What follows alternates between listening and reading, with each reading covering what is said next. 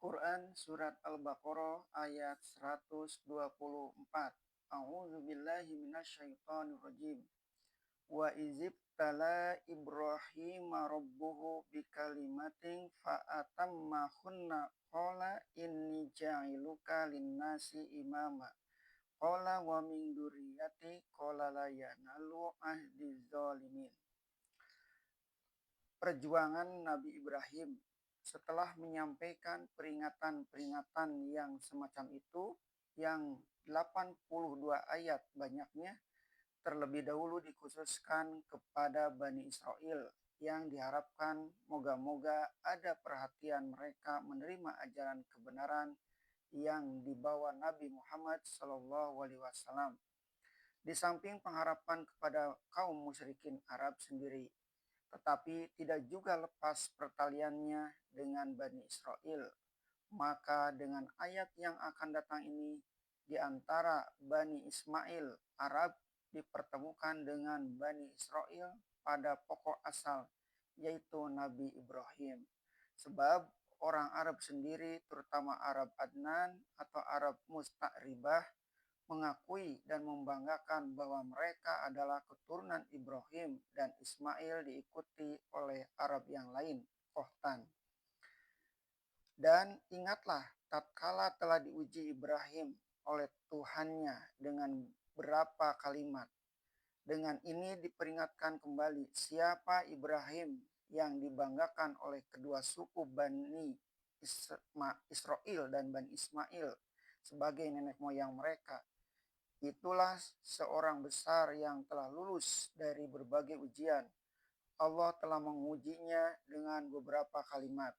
Artinya beberapa ketentuan dari Allah. Dia telah diuji ketika menentang orang negerinya dan ayahnya sendiri yang menyembah berhala. Dia telah diuji sampai dibakar orang. Dia telah diuji apakah kampung halaman yang lebih dikasihinya atau keyakinannya. Dia telah tinggalkan kampung halaman karena menegakkan keyakinan. Dia telah diuji karena sampai tua tidak peroleh putra. Dan setelah dia tua mendapatkan putra yang diharapkan, maka diuji pula disuruh menyembelih putranya yang dicintainya itu. Dan berbagai ujian yang lain, maka telah dipenuhinya semuanya. Artinya telah dipenuhinya sekalian ujian itu, telah dilaluinya dengan selamat dan jaya. Diriwayatkan oleh Ibnu Ishaq dan Ibnu Abi Hatim dari Ibnu Abbas, kalimat-kalimat yang diujikan kepadanya itu dan telah dipenuhinya semuanya. Dia telah memisahkan dari kaumnya karena Allah memerintahkannya memisahkan diri. Perdebatannya dengan Raja Namrud tentang kekuasaan Allah menghidupkan dan mematikan. Kesabaran hatinya tatkala dia dilemparkan ke dalam api bernyala. Tidak lain karena mempertahankan pendiriannya tentang keesaan Allah. Setelah itu, dia hijrah dari kampung halamannya karena Allah menyuruh. Ujian Allah kepadanya ketika dia didatangi tetamu. Ketika tetamu itu singgah kepadanya dalam perjalanan membawa azab kepada kaum Lut. Dan ujian kepadanya dengan menyuruh menyembelih putranya.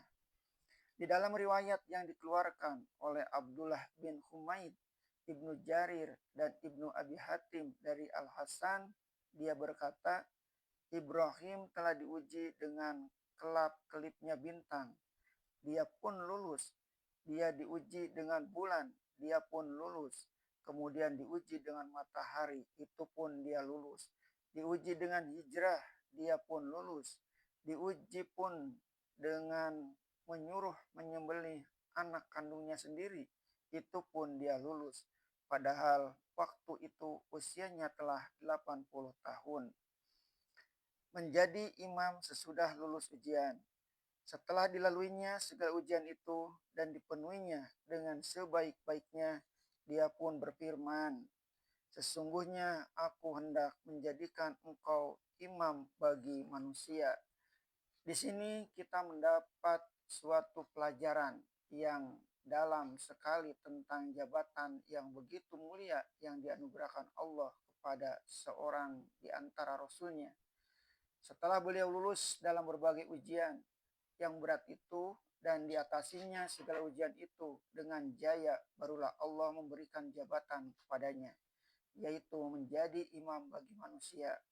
Imam ialah orang yang diikuti, orang yang menjadi pelopor, yang patut ditiru, diteladani, baik berkenaan dengan agama, ibadah maupun akhlak. Setelah imam itu diberikan Allah, Ibrahim pun mengemukakan permohonan, dan juga dari anak cucuku, sebagai seorang ayah atau nenek yang besar yang bercita-cita jauh. Ibrahim memohonkan supaya jabatan imam itu pun diberikan pula kepada orang-orang yang dipilih Allah dari kalangan anak cucunya. Moga-moga timbullah kiranya orang-orang yang akan menyambung usahanya. Permohonan itu disambut oleh Allah.